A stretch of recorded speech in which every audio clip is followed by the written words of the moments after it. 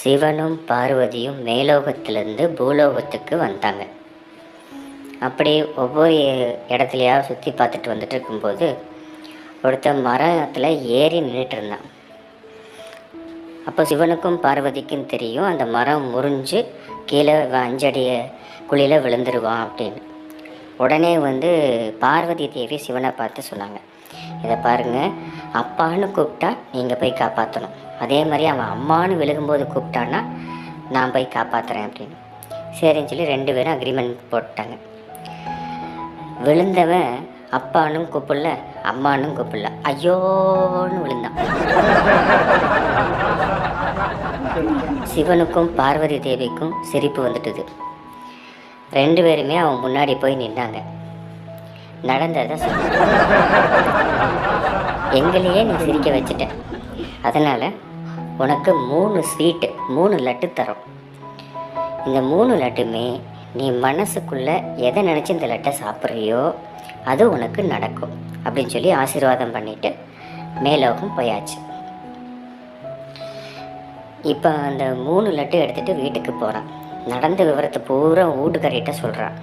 வீட்டுக்காரி என்ன பண்ணான்னா, இதை பாருங்கள், எனக்கு வெறும் 2 அடி கூந்தல் தான் இருக்குது, சரிங்களா, இதை வச்சுட்டு நான் ஒன்றுமே பண்ண முடிய மாட்டேங்குது, எனக்கு முடி நிறையா வேணும், அதனால் தயவு செஞ்சு ஒரு லட்டை சாப்பிடும்போது முடி நிறையா வேணும்னு கேட்டு சாப்பிடுங்க அப்படின்னா. இவனும் சரி வீட்டுக்காரி மேலே உள்ள பாசத்தில் என் வீட்டுக்காரிக்கு முடி நிறையா வேணும் அப்படின்னு சாப்பிட்டான். கை கால் மூஞ்சி எல்லா பக்கம் முடியாக முளைக்க ஆரம்பிச்சிடுது.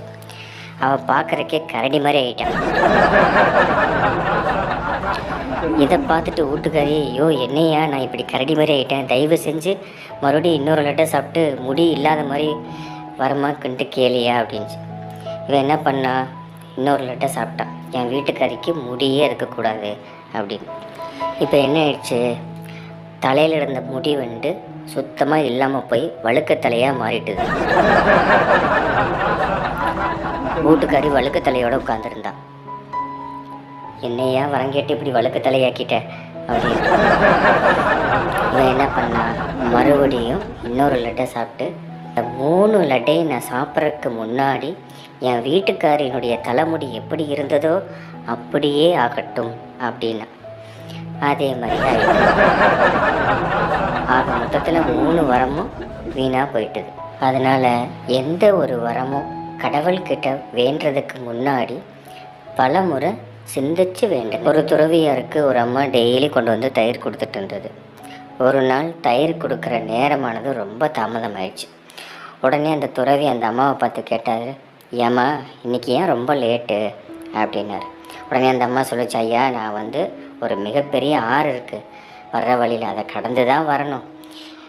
அதெல்லாம் பார்த்திங்கன்னா அது கடந்து வரப்போகும்போது பரிசல் உதவியோடு தான் வரேன். அந்த பரிசலை இயக்கக்கூடிய ஆள் போதுமான ஆட்கள் ஏறினா தான் அந்த பரிசலையை இயக்கி இந்த கரையிலேருந்து அந்த கரைக்கு கொண்டு சேர்க்கிறார் எங்களை. அதனால் போதுமான ஆள் கிடைக்கல, அவர் ஆள் கிடைச்சதுக்கப்புறம் என்னையை கூப்பிட்டு இங்கே கொண்டு விட்டாருங்கய்யா, அதனால தான் தாமதமாச்சு அப்படின்னு இவ்வளோ பெரிய கதையை விளக்கமாக சொல்லிச்சு அந்தம்மா. உடனே துறவி யோசித்தார், இதை பார், நான் சொல்லித்தர மந்திரத்தை நம்பிக்கையோடு சொல்லு, ஆரே உனக்கு வழி விடுன்னு. சரிங்க சாமி அப்படின்னு சொல்லிட்டு அந்த அம்மா அந்த மந்திரத்தை என்னென்னு கவனமாக கேட்டுக்குச்சு. சரி, 10 முறை இல்லை, 20 முறை இல்லை, 30 முறை 40 முறை மனசுக்குள்ளே சொல்லி சொல்லி சொல்லி பார்த்து அந்த மந்திரம் அந்த அம்மாவுக்கு மனப்பாடம் ஆயிடுச்சு. அடுத்த நாள் வரும்போது என்ன ஆயிடுச்சுன்னா, அந்த அம்மா மந்திரத்தை நம்பிக்கையோடு சொல்லிச்சு. உடனே ஆறு அப்படியே வழி விட்டது. இந்த அம்மாவும் வந்துருச்சு. இது வழக்கமாக ஒவ்வொரு நாளும் தொடர்ந்து வரும்போது இதே மாதிரி அந்த மந்திரத்தை உச்சரித்து வந்தது. சரி, ரைட்டு. ஒரு நாள் துறவிக்கே இந்த கரையிலேருந்து அந்த கரைக்கு போகக்கூடிய சூழ்நிலை ஏற்பட்டது. அதாவது ஆற்றை கடந்து போகக்கூடிய சூழ்நிலை ஏற்பட்டுச்சு. அப்போ துறவி என்ன பண்ணார் அப்படின்னா, அந்த மந்திரத்தை சொன்னார். சொல்லிவிட்டு ஆற்றுக்குள்ளே இறங்கினார். பொத்துன்னு கீழே விழுந்தது. துறவிக்கு ரொம்ப மனசங்கடமாக போச்சு. ஓன்னு அழ ஆரம்பித்தார். அழ ஆரம்பித்தோடனே கடவுள் முன்னாடி வந்தார். ஏன் நீ அழுது தொந்தரவு பண்ணுறேன், ஏன் நீ அழுது தொந்தரவு பண்ணுறேன் அப்படின்னு. உடனே அவர் சொன்னார், ஒரு தயிர்காரிக்கு வழி விடுற, எனக்கு வழி விட மாட்டேங்கிறீங்களே. அது ஏயா, நான் என்ன நேஷ்னல் ஹைவே ரோடு கான்ட்ராக்டாக எடுத்திருக்கேன், எல்லாத்துக்கும் வழியை விடுறதுக்கு. அந்த தயிர்காரிக்கு வழியை விட்ட அப்படின்னா அவன் நம்பிக்கையோடு அந்த மந்திரத்தை சொன்னால் வழி விட்டது. நீ நம்பிக்கையோடு சொன்னியா? நீ நேராக வந்தோடனே வந்துட்டு மந்திரத்தை சொல்லிவிட்டு இடுப்பில் இந்த வேட்டியை ஊற்றுட்டு தலையில் போட்டுக்கிட்ட. அதனால் பொத்துன்னு நீ கீழே விழுந்த. உனக்கும் உன் மேலேயே நம்பிக்கை இல்லை.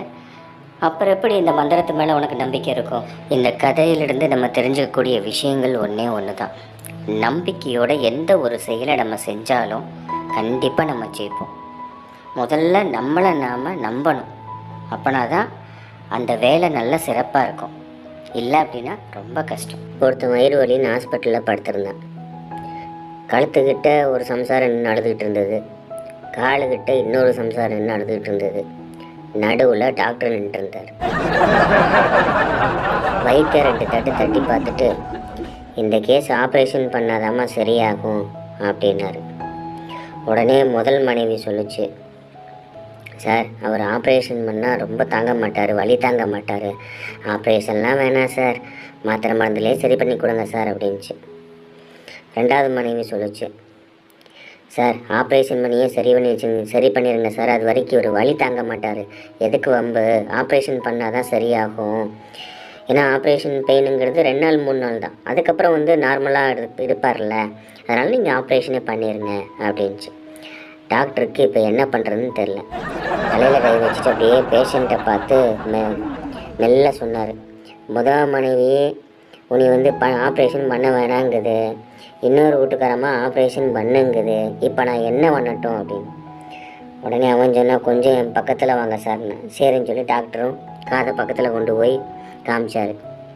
அவன் சொன்னான், சார் முதல் மனைவி 2வது மனைவி சொல்கிறதெல்லாம் விடுங்க, எதுக்கும் என் வேலைக்காரிட்ட ஒரு வார்த்தை கேட்டுக்குங்க சார் அப்படின்னா. இதை கேட்ட டாக்டர் அரண்டே ஓனர், இன்னும் எத்தனை பேர்த்திட்ட கேட்கணுமோன்னு.